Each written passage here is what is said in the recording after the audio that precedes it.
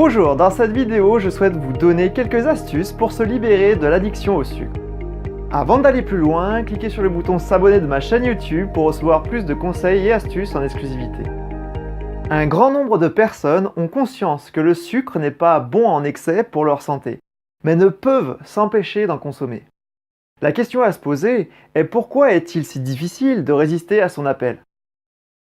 La première réponse que je vous ferai, c'est qu'il faut savoir que le sucre a un pouvoir de dépendance aussi élevé que celui de la cocaïne.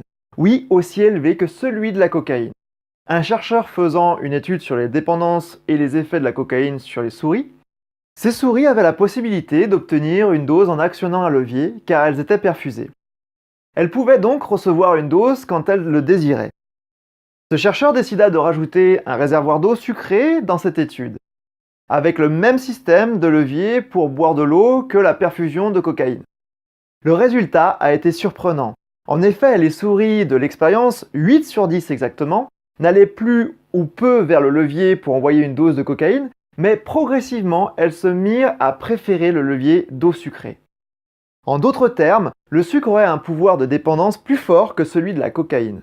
Bien évidemment, les effets du sucre sont moins nocifs que la cocaïne sur votre santé, mais le sucre peut néanmoins créer de gros dégâts sur votre santé à moyen et long terme, si cette dépendance n'est pas maîtrisée. Et ici, je ne vous parle pas de tous les additifs que les industriels mettent dans la plupart de leurs produits. Vous savez, les quelque chose que vous pouvez lire sur vos étiquettes. Je ferai une prochaine vidéo sur le sujet pour vous aider à y voir plus clair.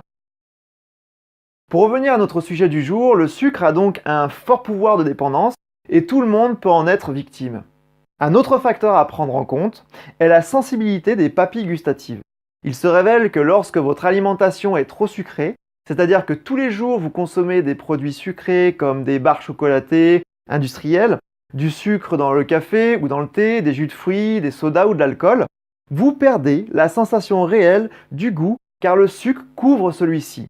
L'exemple que je donne régulièrement, c'est celui de la pomme vs la barre chocolatée. Lorsque vous mangez une barre chocolatée, puis une pomme, elle vous semblera forcément plus acide ou plus fade. Alors que si vous faites l'inverse, vous trouverez sûrement la pomme sucrée. Ainsi, manger trop sucré régulièrement vous enlève cette sensibilité et vous perdez le goût réel des aliments. Le troisième facteur que j'aborderai dans cette vidéo avec vous, c'est le fait que consommer du sucre produit une sécrétion de dopamine par le corps. C'est l'hormone de la récompense et du soulagement.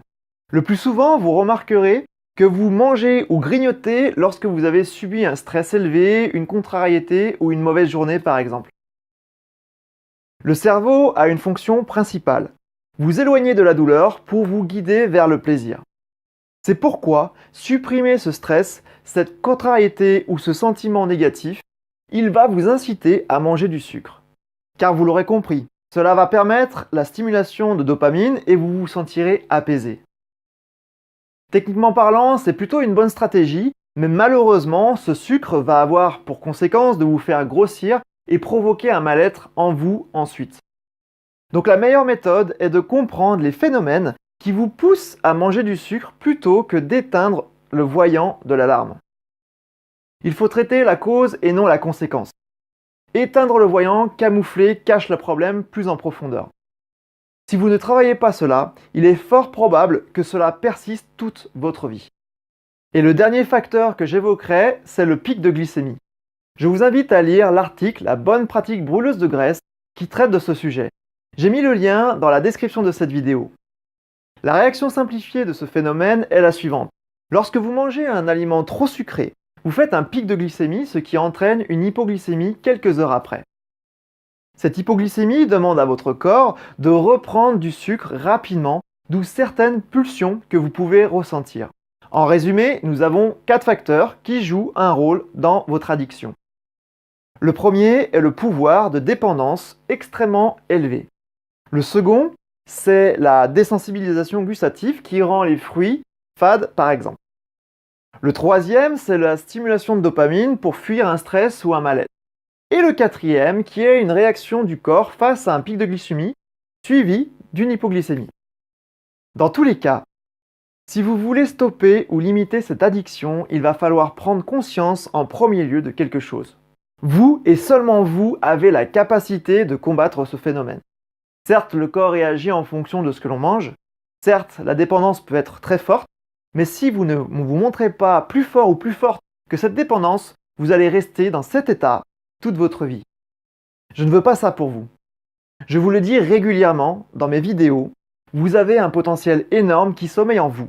Et vous avez la capacité de stopper la machine pour obtenir une meilleure santé, plus de vitalité et de confiance en vous. Un corps ferme et plein d'énergie, pour profiter pleinement de votre vie. Alors souvent on me dit qu'il faut bien vivre ou je suis un bon vivant. Mais être un bon vivant ou bien vivre ne rime pas forcément avec la nourriture trop sucrée, trop d'alcool ou toute autre substance qui pourrait vous faire du tort.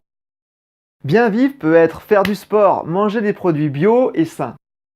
On associe trop souvent la nourriture trop riche avec la fête, mais la fête peut être très réussie sans. C'est l'état d'esprit autour qui est le plus important. Voici à présent des astuces concrètes à mettre en place directement après cette vidéo. Astuce numéro 1, remplacez progressivement vos anciennes habitudes par les nouvelles. Mettez-vous des micro-objectifs atteignables. Il faut que vous soyez en accord avec vos objectifs, car sinon vous risquez d'abandonner. Rappelez-vous la fonction principale du cerveau, douleur, plaisir. Astuce numéro 2, n'achetez pas des produits superflus. Concentrez-vous sur les produits de base et non transformés. Je vois trop souvent de caddies remplis de barres chocolatées ou de bonbons. Vous allez faire des économies car le prix au kilo de ce type de produit est extrêmement élevé. Les bananes bio, 2 € le kilo contre environ 16 € le kilo pour des confiseries au chocolat. De plus, votre santé et votre volonté vous remercieront pendant les moments de faiblesse. Astuce numéro 3, lorsque l'envie vous vient de manger un produit sucré, avant que cette envie soit trop forte, faites quelque chose d'inhabituel. Comme par exemple une minute de gainage, des pompes ou toute autre action qui vous permettront de briser le code de vos mauvaises habitudes. Astuce numéro 4, si l'envie est trop forte et que vous êtes sur le point de craquer, alors jetez-vous sur une pomme, une banane ou un autre fruit. Progressivement, vous préférerez manger un fruit plutôt qu'un produit sucré. En effet, plus vous mangerez des produits sains, plus votre sensibilité gustative reviendra. Il se passera ensuite la réaction inverse. Vous allez trouver les produits sucrés que vous mangez trop sucrés et les fruits, vous les trouverez délicieux. Astuce numéro 5, ne culpabilisez pas, mais apprenez de vos erreurs. Lorsque vous avez craqué, et je tiens à vous rassurer, ça m'arrive aussi. Il ne faut surtout pas culpabiliser. Essayez plutôt de comprendre pourquoi vous avez craqué. Quelle était la situation, le sentiment ressenti, l'état de stress, le jour ou l'heure? En fait, essayez de voir dans quelles circonstances vous vous trouviez au moment du dérapage. Cela vous permettra de mettre en lumière le problème ou la situation à corriger. Et donc, éviter de la renouveler à l'avenir. Si vous faites ce genre de choses pour toutes les sphères de votre vie, vous allez progresser très rapidement. Astuce numéro 6, parlez-en à une personne de confiance et qui vous soutient, pour faire en sorte que votre démarche soit publique. Vous ne vous sentirez pas seul dans votre démarche et aurez plus de motivation. Mais attention, cette personne ne doit pas être juge, mais accompagnante, ce qui n'est pas la même chose. Astuce numéro 7, remplacez les produits trop sucrés par des aliments faiblement sucrés. Référez-vous à mon article « La bonne pratique brûleuse de graisse ». C'est vos aliments riches en sucre qui provoquent vos envies de sucre. Astuce numéro 8, fuyez les produits dits light. Ils vont vraiment à l'opposé de ce que vous recherchez. Même s'ils sont indiqués faiblement caloriques, la réponse du corps est la même qu'avec un produit sucré. Et en plus, cela ne vous enlève pas l'habitude du goût sucré. Pour conclure, je compte sur vous pour reprendre le contrôle face au sucre. Votre santé et votre bien-être en dépendent. Voilà, j'espère que cette vidéo vous a plu. Si c'est le cas, pour me remercier, mettez-moi un petit pouce bleu sur cette vidéo. N'hésitez pas à la partager autour de vous. Cela peut aider quelqu'un de votre entourage à passer à l'action. N'oubliez pas de télécharger mon livret offert « Comment reprendre le contrôle de son hygiène de vie ». Pour cela, c'est très simple. Il vous suffit de cliquer sur le lien dans la description de cette vidéo. Vous allez être redirigé sur une autre page où vous rentrez prénom et mail et moi je vous envoie tout ça dans votre boîte mail. Je vous dis à très bientôt en pleine forme et surtout, prenez soin de vous.